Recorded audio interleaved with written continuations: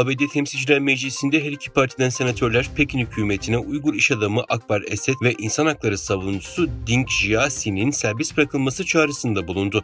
Aralarında ABD Senatosu Dış İlişkiler Komitesi üyesi temsilci Jim Risch ve senatör Chris Coons'un da bulunduğu grup 8 yıl önce haksız yere gözaltına alınan iş adamı Akbar Esed'in şimdiki durumundan ciddi endişe duyduklarını ifade etti. Bildiride senatörler Akbar Esed, Çin Komünist Partisi tarafından insan hakları ihlal edilen birçok Uygur ve diğer Müslümanlardan sadece biridir. ABD, Çin'in Uygurlara ve diğer Müslümanlara karşı işlediği soykırıma ve insanlığa karşı suçlara göz yumamaz. ABD, uluslararası alanda onların haklarını aramak için mücadele etmeye devam edecektir ve Akbar Esed dahil haksız yere tutuklananların serbest bırakılmasını talep ediyoruz denildi. Tüm dünyada Uygur hak savunuculuğu yapan ve devam eden Uygur soykırımına karşı lobi faaliyetleri yürüten Uygur Hareketi, ABD Kongresi'nde Uygur grubunun açılacağını duyurdu. Uygur Hareketi temsilcisi Jennifer Wexton tarafından atılan zemin üzerine inşa edilen Amerika Birleşik Devletleri temsilcileri Chris Smith ve Thomas Sauzi tarafından eş başkanlığı yapılan kongre, Uygur grubunun başlatıldığını duyurdu. Uygur Hareketi 16 Nisan 2024 tarihinde saat 11.30'da Capitol Hill'deki HC5 numaralı odada Kongre Uygur grubunun açılışı onuruna özel bir etkinlik düzenliyor. Kalabalık bir işverenler topluluğuyla Çin'e ikinci ziyaretini yapacak olan Almanya Başbakanı Olaf Scholz'u epeyce zorlu görüşmeler bekliyor. Hükümet ortağı Yeşiller Partisi, ana muhalefet Hristiyan Demokrat Birlik Partisi, Dünya Uygurlar Kongresi ile Tayvan, Scholz'dan Çin'e karşı açık ve sert tavır almasını istedi. Bu bağlamda insan hakları ihlalleri, Rusya ve Kuzey Kore'ye destekle Almanya ve Avrupa'da şirketlere siber saldırıları dile getirmesi talep edildi.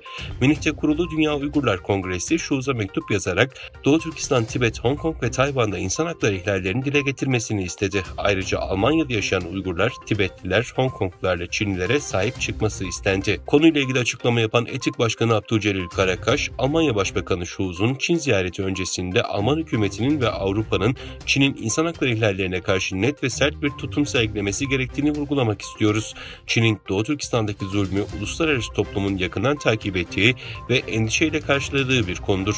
Etik olarak Scholz'un bu ziyareti sırasında Almanya'nın ve Avrupa'nın Çin'in insan haklarına yönelik ihlallerini açıkça dile getirmesi ve buna karşı etkili bir şekilde talep göstermesi gerektiğine inanıyoruz.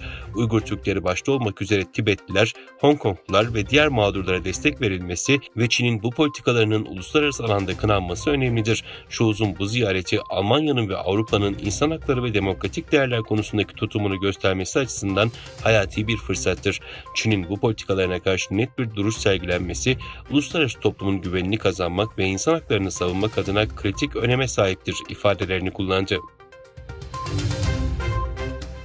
Microsoft, Çin hükümetiyle ilgili endişelendiren bir açıklama yaptı. Microsoft'a göre Çin yapay zekayı kullanarak diğer ülkelerdeki seçimlere müdahale edecek.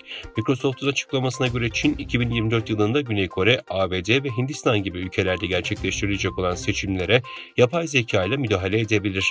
Microsoft, Çin'in bunu Tayvan'da gerçekleştirilen seçimlerde denediğinin altını çizdi. Çin'in seçimlere müdahale için yapay zekayı nasıl kullanacağı ise merak uyandırıyor. İsrail medyası, İran'ın insansız hava araçlarıyla düzenlediği saldırının İsrail ekonomisine maliyetinin 1,35 milyar dolar olduğunu belirtti. İsrail ordusu, İran'ın İsrail'e ateşlediği 300'den fazla insansız hava aracı ve füzelerin %99'unun düşürüldüğünü açıkladı. İsrail ordu sözcüsü Tuamiral, karadan karaya fırlatılan az sayıda İran füzesinin İsrail topraklarına isabet ettiğini, bir kızın yaralandığını ve güneydeki bir askeri tesiste hafif hasar meydana geldiğini açıkladı.